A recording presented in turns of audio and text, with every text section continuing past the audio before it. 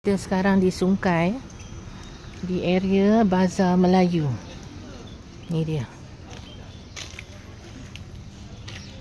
Kita minum petang di kedai kopi ceruk. Kedai kopi ceruk. Tengah makan-makan. Dekat kedai ni semua nampak macam lama-lama punya barang-barang. Dia punya tempat basuh tangan pun telefon booth. Okay lah, menarik lah konsep dia.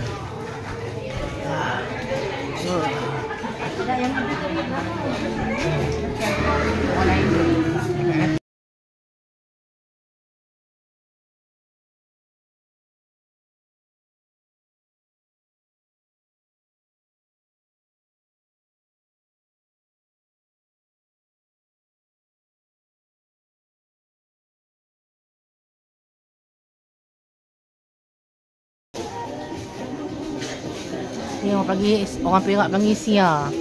Yang tu orang panggil sange. Orang tak panggil tudung saji, kita panggil sange. Talam. Radio transistor.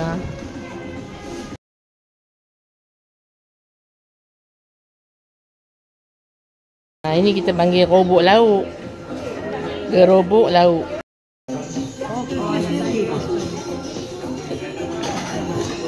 TV lah.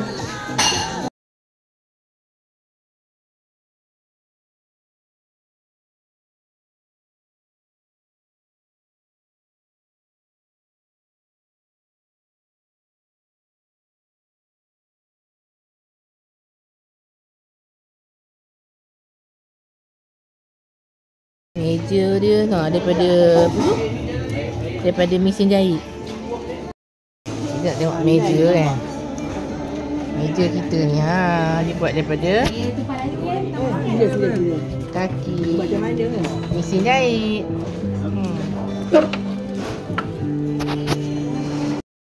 Tengok teringat tu. Kita dulu kan ni agak air kacang ABC. Mana pun kita punya mesin ABC kita pun tahu lah. Tulis lama lah.